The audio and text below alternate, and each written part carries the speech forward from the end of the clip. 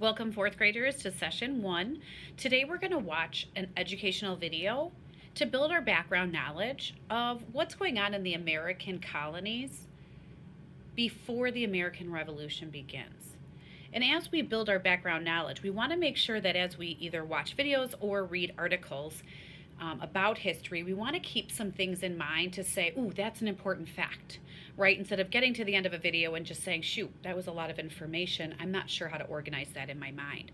So today I want to teach you how to keep track of information that's important in an educational video. There's a few ways we can do this.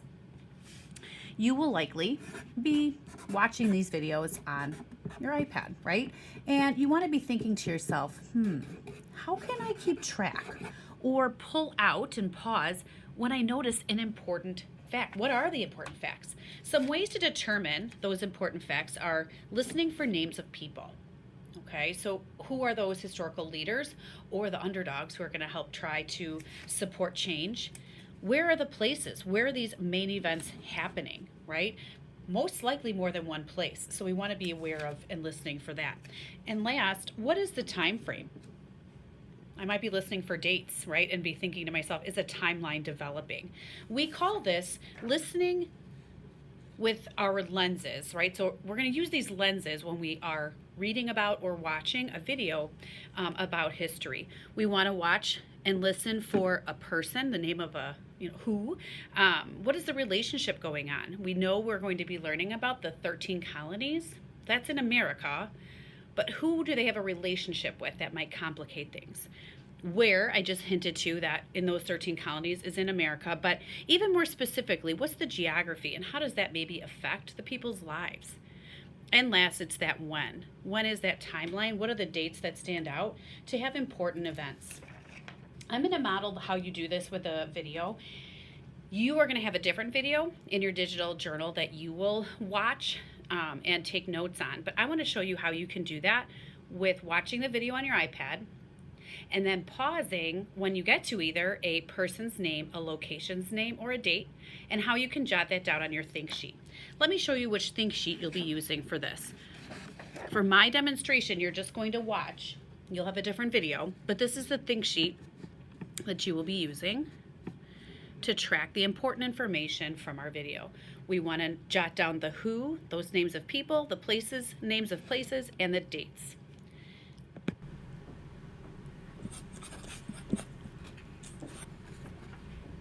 It all started back in 1607 with the first successful English settlement, Jamestown, Virginia, soon followed by Plymouth, Massachusetts. Over the next 130 years, already we have a date and a location. I'm going to go ahead and I jotted that down on my think sheet and I'll show you how I did that. The date, the location, and who is involved, that would be those colonists. Since now I have one fact down, I'm going to draw a line below and watch more of the video to see what other facts I learn.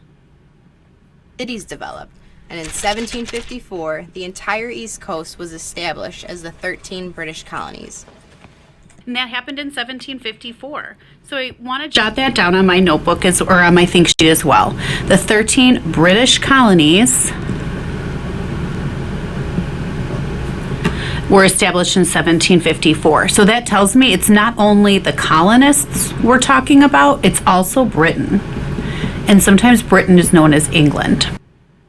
The British were not the only ones establishing colonies. The French were starting their own colonies in the area now known as Canada. Then, the French and British started getting into arguments over territory.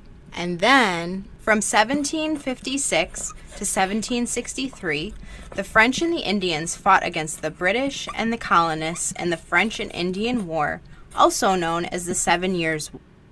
So right there, I know my people are the French and the British, and they're fighting over territory not only in America but also in Canada. So that happened in 1756 to 1763. And so what I'll show you now is how I documented those facts as I was having that video play.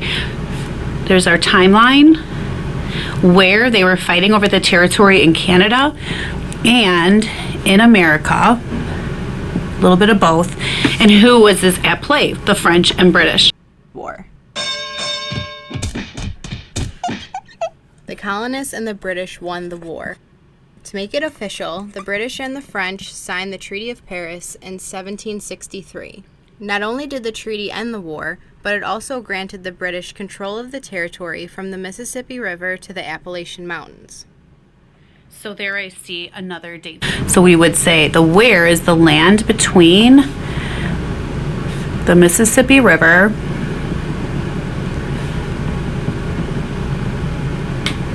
and the 13 colonies, a little bit into Canada as well. And that was at the end of the war. That land was granted to Britain. Just to back up a little bit, it said the French and Indian War, which might be a little bit confusing. But the reason it was the French and Indian War was, as a lot of us know, the American Indians were who were settled here first. So the Native American Indians and the French were together against the Great Britain that is, and the colonists. We learned just then that Britain won, and so then this land between the Mississippi River and the 13 colonies became like Britain's colony, if you will. Colony, so I'm spelling that wrong, but it's basically now what we call in America. So let's keep listening for more dates and people and places. But the war had left the British with a bunch of debt, so they taxed the American colonists a lot. And then, in 1765, they passed the Stamp Act, and all important papers and documents needed to be produced in Great Britain and have a special stamp, and the American colonists had to pay for this too. So now the colonists are being taxed because the war cost so much money. So again, what war? It was the French and Indian War that cost them so much money so that Britain made up taxes to earn and collect money from the colonists to try and pay the war fines down. So that happened in 1765, just 2 years after the war ended. Where was this happening? It was happening in the 13 colonies. However, I'm also going to put Britain because they're the ones imposing the tax. And it was obviously, Great Britain taxed the colonists to pay for the war. And that was from that French and Indian War. Even with new territory, colonists were very angry that the British were robbing them of their hard earnings by making them pay unreasonable taxes on things like tea and postage. And there was nothing they could do about it because they didn't even have any representation in the British Parliament. They had had enough, so they decided to stop paying taxes completely. But they were just getting started. In 1773, 3 British ships delivering tea from the East India Tea Company were ambushed by colonists disguised as American Indians. They dumped all the tea into the harbor. This act of aggression went down in history as the Boston Tea Party. So again, I love how this video names the date and then names the events, right? So the Boston Tea Party in 1773. The where is also located right there, the Boston Harbor. So while that video was playing, I jotted that down. In 1773, where it was happening in Boston Harbor, which is in Massachusetts, one of those 13 colonies, that the colonists were really seeing their anger brew against Great Britain. They don't want to pay those taxes, and they in fact even threw the tea in the harbor to show their anger. The British were steamed and started assembling troops to move against the American colonists. Paul Revere, a silversmith from Boston, received this top secret information and jumped on his horse, warning, "The British are coming, the British are coming." The next morning, on April 19, 1775, the first attacks from the colonists against the British happened in Lexington, Massachusetts, with the shot heard round the world. This marked the start of the American Revolutionary War. I think she just said it. It was April of 1775 in Lexington, Massachusetts. So I wrote down that date, 1775. This began the American Revolution.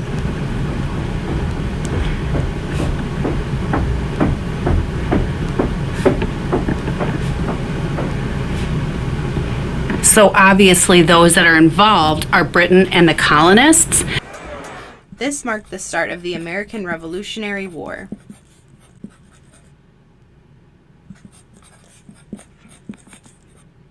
And that concludes the video. And what we are left with is a really nice think sheet for future reference when we need to come back to any questions that circle around the thoughts of why were the colonists mad at Britain, Great Britain, if they were there, if they came from Great Britain and they were supporting them, why all of a sudden were they mad? And you can start to see that shift happening in this timeline we created, right? They were on the Britain's side during the French and Indian War, but as soon as that war ended and Britain had to pay taxes, it seemed like a shift occurred, and that's when Great Britain started taxing the colonists, which of course made the colonists mad. We can start to draw conclusions and connect these events to say, oh, then maybe that's why the war started, because now we have two angry colonies, right? We've got Great Britain against the 13 colonists. This is something I'd like you to do and try with the Brain Pop video in your Session 1 digital notebook, and then you will look for your clean version of this think sheet in your paper journal and follow along, pausing when you get to any dates, any people's names, or any names of places, just like how we started out today. Take care. Off you go.